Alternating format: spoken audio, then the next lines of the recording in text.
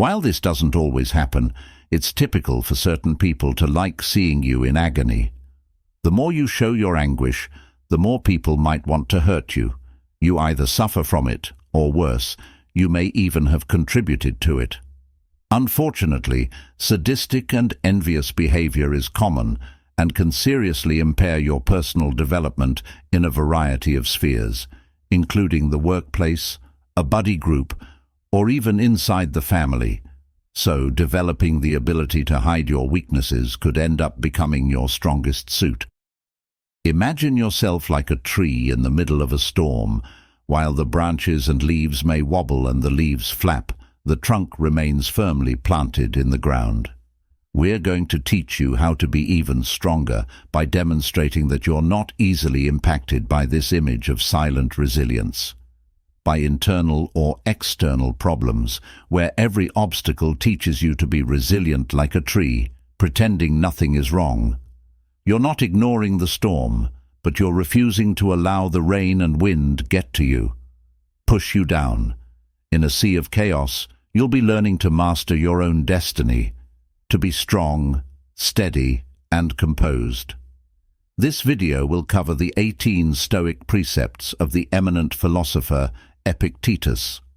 I also welcome you to self-awareness, where strength comes from inside and not from the din of so.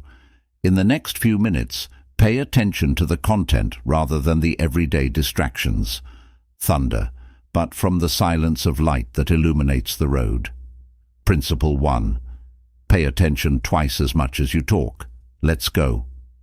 Have you ever wondered why we have one mouth but two ears? Epictetus argues that this is not a coincidence or an error, but rather has a very specific purpose, so that we are not as infatuated with our own voice as we ought to be with other people's voices. Rather of endlessly repeating what we already know, we advance in life by learning from others. Thus, beginning today, focus more on what those around you are saying and less to what you've been defending up to this point. This idea serves as a helpful reminder of the value of learning from others and engaging in active listening. Many times we are so preoccupied with our own thoughts and beliefs that we fail to see the chance to enhance our understanding by incorporating other people's viewpoints and experiences. By speaking less and listening more, we create space to comprehend opposing ideas and acquire fresh insights and improve our capacity for interpersonal interaction. Through this exercise, we develop intellectually and personally, becoming wiser and more unified with the surroundings. Second principle, always assume the worst. Anticipating something can be a major source of worry and its debilitating repercussions. Adverse events in the future. We worry about our kids quitting school, losing their jobs, or our partner disclosing having an affair and filing for divorce, or experiencing another unfavorable circumstance like bankruptcy. The issue is that we get afraid of one of these scenarios one day, and then the next day another, and so forth. Life's path not only has wonderful and joyful moments, but also unavoidable obstacles. Consequently, we experience ongoing stress brought on by many concerns every day. This is when the radical and practical philosophy of Epictetus comes into its own. He pushes us to believe that everything we are afraid of has already occurred. This viewpoint encourages our soul to create coping mechanisms so that we can proceed with resolve. After all, what could be worse? This idea encourages us to develop an attitude of readiness for the obstacles we will encounter in life. We are asked to examine the worst-case scenario as a possibility and evaluate how we would handle it, rather than live in perpetual fear of the unknown. Along with it, this method lessens anxiety by helping us build resilience and coping mechanisms, brought forth by the future's unpredictability. In the end, confronting our worries head-on makes us stronger in the face of difficulty, when the opportunity presents itself, and proceeding with assurance and resolve. Third principle, be ready to fail. It's the only way to advance. We often go to great lengths to avoid appearing foolish, but Epictetus presents an alternative perspective, viewpoint. His theory states that being thought of is among the nicest things that may occur. A fool. This is the actual route to both career and personal development. The philosopher of Stoicism tells us that victory does not result from a quick fix, but it is the outcome of a protracted process of trial and error, since it is via trial that we are able to perfect that which separates us from greatness. This idea exhorts us to accept failure as a necessary component of learning and development. Rather than being afraid of looking silly, we should accept that mistakes are unavoidable and, in actuality, a crucial component of advancement. It is through adversity and hardship that we become resilient, acquire experience, and sharpen our abilities. When we acknowledge that failure presents a chance for growth, we become more receptive to receiving, taking chances, and meeting obstacles. This kind of thinking enables us to relentlessly pursue our objectives and keep improving. Principle 4. Recognize the perils of luck. The money we so much want comes with a stigma that very few people can overcome. It goes beyond those who materialize out of nowhere and pose as our pals in order to take advantage of our good fortune. People are changed by money, but not necessarily in a positive way. When we acquire this valuable asset, we find that we have something we did not have before, not had previously, and this is the precise time when our moral integrity could be undermined by this idea alerts us to the risks connected to the unbridled pursuit of greed, affluence, and the gathering of tangible assets. It emphasizes that, aside from the obvious dangers, such as those who would ask for financial assistance from us, interest, money itself, has the power to alter our morals and worldview. When money is handled poorly, it can erode our moral values and pull us away from what really important in life. Therefore, we are urged to strive for a sound balance between the pursuit of financial success and the upholding of our moral and ethical principles. Principle 5. Avoid becoming obsessed with one hope. Because diversity is ingrained in human nature, there's no need to focus entirely on our hopes on a single objective. Betting everything on one thing might be dangerous and disastrous if it doesn't work out. Materialize. For this reason, Epictetus counsels us to follow several goals and objectives. By broadening our objectives, we increase our chances of success while reducing the possibility of failure, the likelihood of achieving success and happiness. Epictetus's advice emphasizes the value of approaching our goals in a balanced manner. And goals. By letting go of a strict commitment to one dream or objective, we create room to consider other options and routes. This raises the likelihood of success on several fronts and contributes to maintaining a more stable emotional state, since the failure of one objective does not indicate the failure of all of our goals. This idea pushes us to be adaptable, receptive to fresh perspectives, and robust in the face of difficulty. Sixth principle. Never forget that death is the ultimate destination, which is inevitable.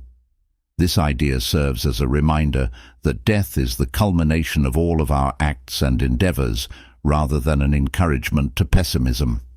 With this knowledge, we start to doubt the true worth of investing valuable years. To put money aside for worldly possessions like a house, which, while pricey, won't in the same way that we carry our daily necessities, such as a phone, cards, and a toothbrush, it would be helpful to have a little notebook with Stoic ideals with us. With them, we begin to view obstacles as necessary components of life rather than as unfortunate events. Our perception of existence has changed from one of an endless supply of time to one of realism, awareness of our existence, which encourages us to make more meaningful and efficient use of our time. This Stoic idea encourages us to consider how fleeting life is and to make advantage of this, using awareness as a roadmap to lead a more purposeful and meaningful life. Remembering that everyone will eventually die encourages us to assess what genuinely matters and commit our time and resources to activities and connections that enhance our lives. This enables us to make decisions that are true to our hearts and to live in the moment more fully. Values, as opposed to becoming mired in trivial or monetary worries. Principle 7. A contented soul is the source of true prosperity. Epictetus provides us with a distinct understanding of happiness through his Stoic philosophy, which is represented in among his well-known sayings. A sensible man is one who does not lament the things which he has not, but is glad for what he does have. This lesson goes beyond simple contemplation. It serves as a manual for learning to put an end to our restlessness, desiring wealth we do not yet own. When we grumble and mourn what we do not have, we squander valuable time.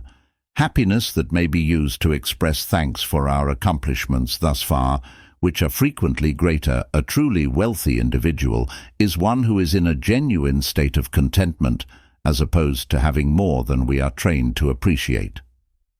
This idea encourages us to rethink how we define wealth, rather than connecting it to tangible assets and outside accomplishments. Epictetus promotes we should look for it in contentment and thankfulness for what we already have.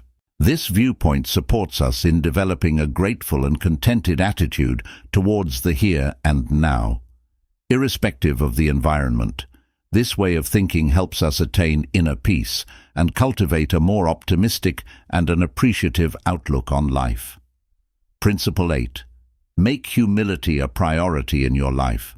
In order to actually learn something, one must be prepared to reevaluate what they think they already know. Epictetus encourages us to develop humility with this proverb, particularly in light of learning. Showing off our knowledge with pride as we go through life separates us from others more and more. From genuine knowledge, which originates from realizing how ignorant we are about the things we want to know.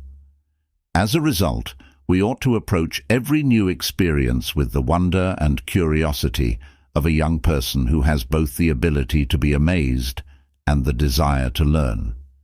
This idea emphasizes how crucial humility is to the learning process. The secret to ongoing development is realizing that we are not experts in everything and that there is always more to learn. Not only is humility a virtue, but it's also an effective technique that helps us maintain an open mind and be sensitive to new information.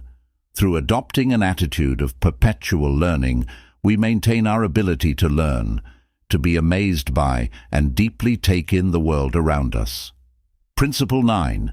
See guilt as a curse. People with narrow minds tend to point the finger at other people. Most people place the responsibility on themselves, but the truly enlightened know that placing the blame is a pointless endeavor. Motivated by the ideas of Epictetus, contemporary therapists have started to address guilt as an emotion to be eradicated from our existence. The secret to conquering shame is to not engage in its game. The problem is that it's simple to escape by blaming others or ourselves. Because it absolves us of the need to make amends for our misdeeds, blaming ourselves is a very alluring temptation. The only people who can escape the guilt trap and accept responsibility for their acts are those who have a strong desire to better themselves. This idea reminds us of the significance of overcoming guilt, whether it be related to either others or ourselves.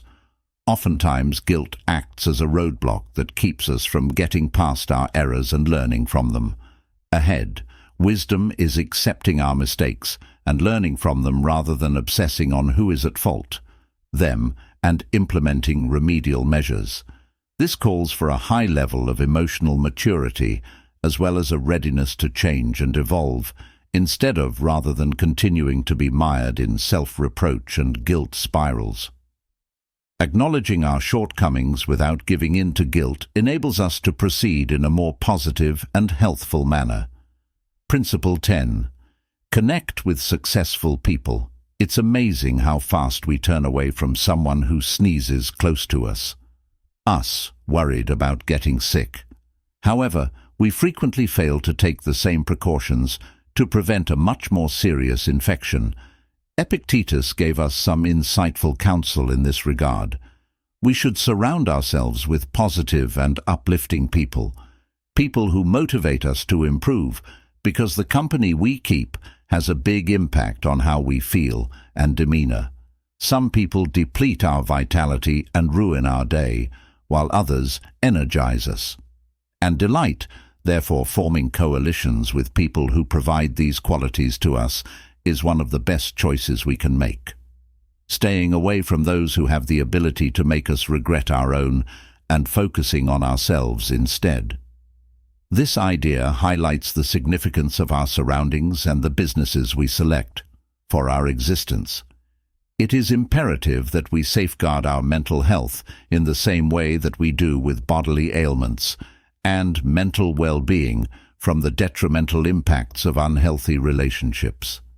We are enhancing our quality of life and strengthening our own self-esteem when we make the decision to surround ourselves with those who inspire us, uphold our ideals, and support our own development to fulfill our greatest potential. It serves as a potent reminder that we are largely a reflection of the business we hold on to. Don't pass up this chance if you're enjoying it.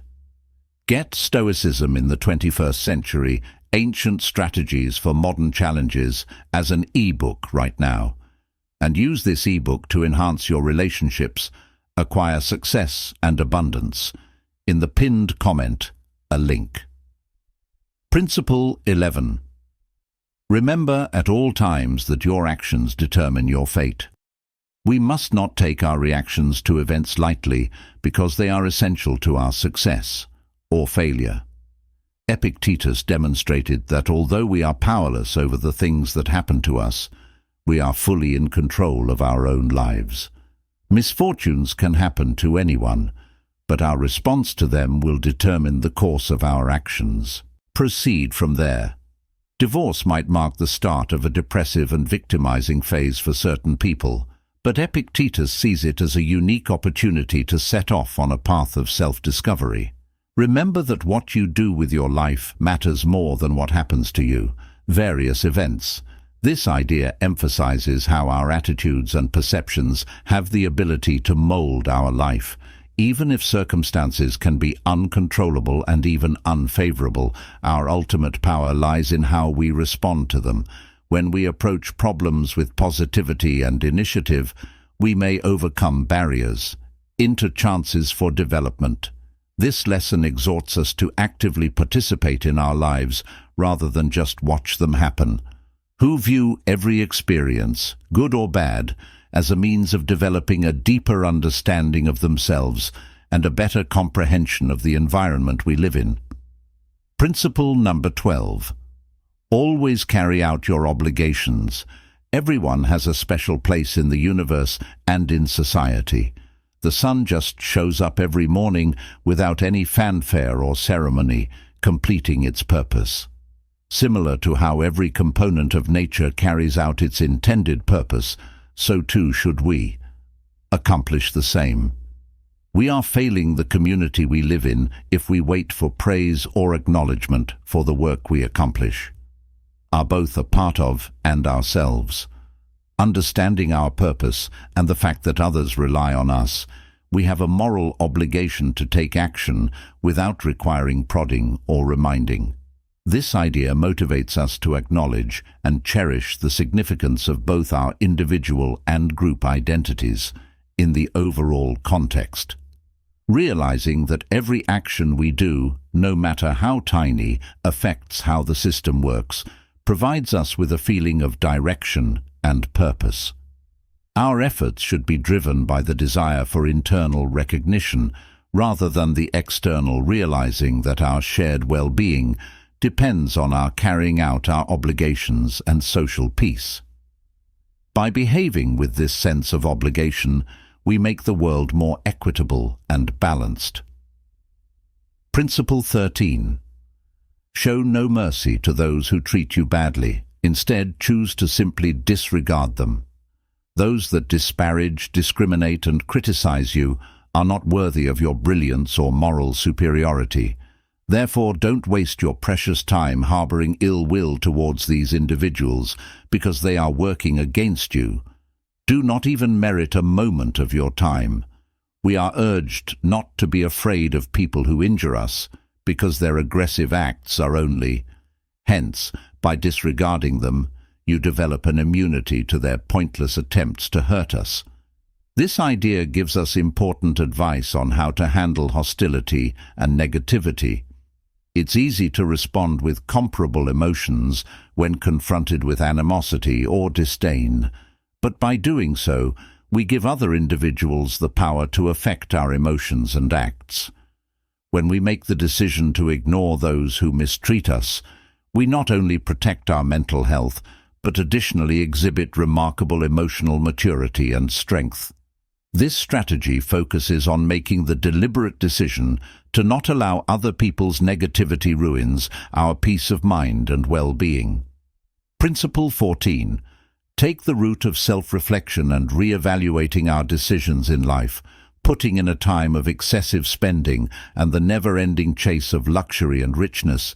This teaching emphasizes simplicity as an ideal to be respected, becomes apparent as a guiding light, showing the path to a more genuine and balanced way of selecting. Simplicity is a reorientation towards living rather than a giving up of comfort or quality of life.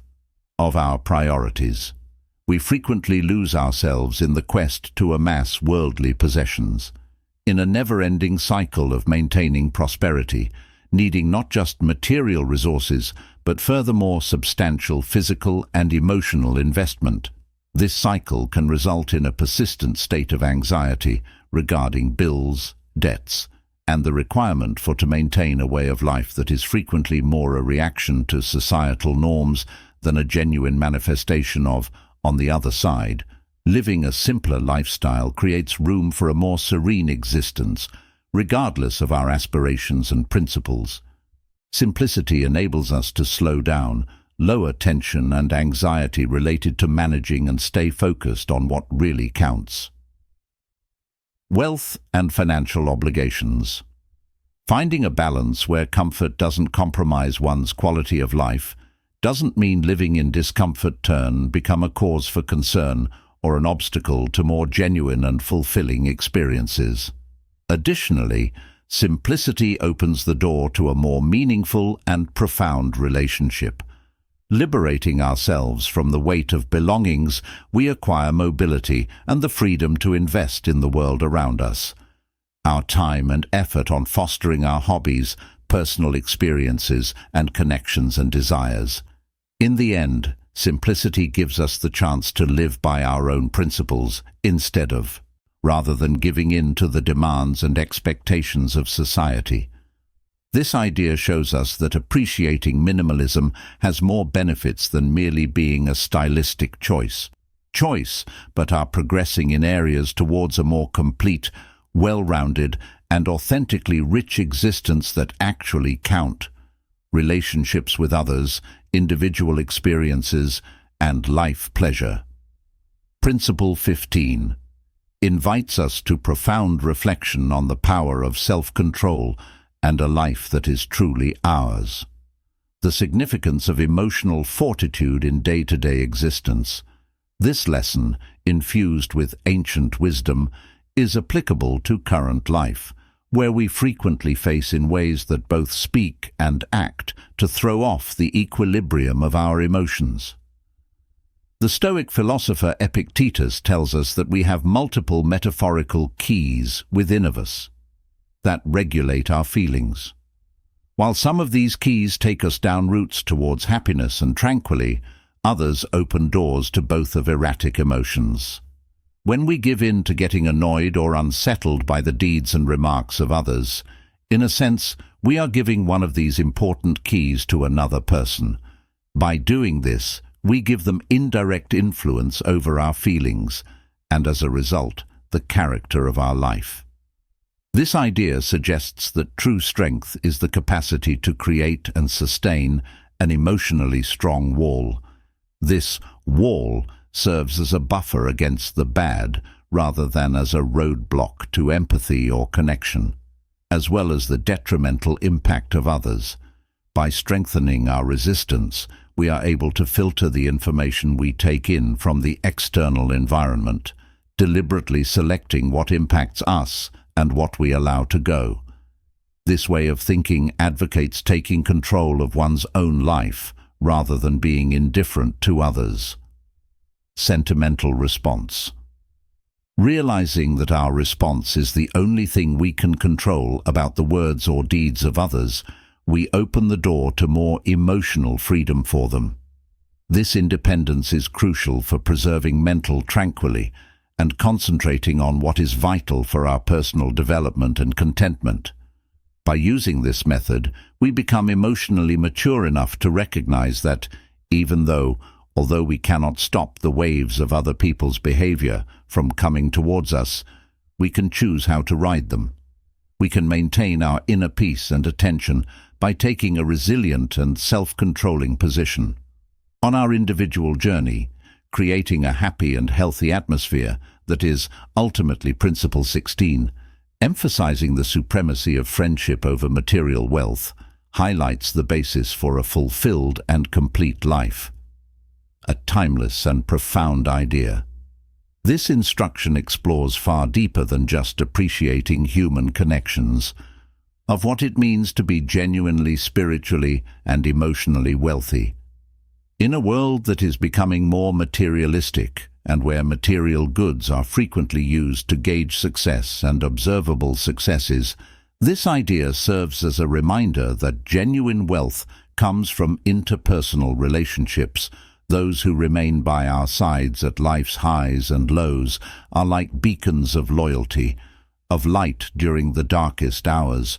They not only provide empathy and support, but they also enable us to view circumstances from new perspectives, viewpoints, enhancing our life with a range of ideas and experiences. Taking care of these friendships is an investment with priceless benefits.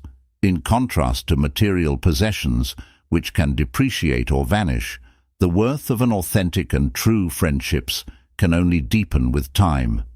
These connections, which are based on mutual respect, trust, and affection, offer a kind of assistance that is immeasurable. Additionally, making an investment in friendships entails growing a garden of memories and experiences that come to define who we are. These recollections frequently provide us with solace when we're feeling down or lonely, and happiness. And it's these buddies who increase our delight and celebrations during happy occasions. This idea tells us that, in the end, the quality and depth of the relationships we have with others determines how wealthy we are, not the amount in our bank accounts.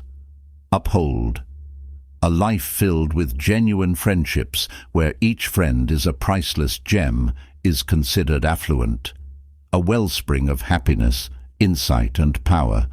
As a result, by making an effort to have close friendships and meaningful interactions, we are improving not just our own lives, but also the lives of others by making the world a more caring and compassionate planet. Principle 17. Aim to always take advantage of the situation. Epictetus once said, "Whatever happens, it is your choice to benefit from it or not." Finding the good in hardship is therefore not a choice, but a need. As long as you possess insight, you will be able to spot chances that result from the challenges you encounter. Let's say one day you find out you were fired from your job. Rather than giving in to hopelessness and placing the blame elsewhere, use this as an opportunity to start that fantasy project you had while working a less fulfilling job. For this reason, try to see the good in every circumstance. Over the course of a lifetime, this mindset will surely lead to a more fulfilling destiny, as opposed to merely giving in to sorrow. This method that Epictetus taught us pushes us to turn obstacles into milestones towards development on both a personal and professional level. Adversity should not overwhelm us. Rather, it should inspire us to use our imagination and perseverance to uncover hidden chances and alternate routes. By adopting this perspective, we strengthen ourselves, evolve, and overcome problems, clearing the path for a future that is more promising and rewarding. Inspired by the ideas of the Stoics, Principle 18 provides an insightful viewpoint on how to navigate the ambiguities and difficulties of life. This idea helps us distinguish between things that are and are not within our control, highlighting the significance of concentrating our efforts and attention on areas within our power to affect. Epictetus' presentation of Stoic wisdom shows us that numerous facets of life, such other people's perceptions, our standing, the result of our work in the end, success, and even the resources availability is not directly within our control. These uncontrollable factors might cause us a tremendous deal of distress and anger if we give them excessive attention. The idea asks us to acknowledge and come to terms with this reality in order to prevent waste of time and emotional energy on things that are beyond our control. Epictetus suggests instead focusing on strengthening the things we can change. This covers our deeds, choices, convictions, and responses to the things that happen in life. By concentrating on these areas, we increase our influence and effectiveness, while also gaining a stronger sense of contentment and serenity, knowing that we are making the most of the conditions. This idea is especially helpful when things are tough. The natural inclination in trying circumstances might be to feel resentment or agony over the situation, but the Stoic philosophy exhorts us to approach these difficulties with curiosity and perseverance, seeing them as chances for education and development on a personal level. Rather than complaining about circumstances beyond our control, we are urged to modify our strategy and mentality, figuring out how to go forward in spite of challenges. In conclusion, Principle 18 teaches us how to transform and embrace ourselves.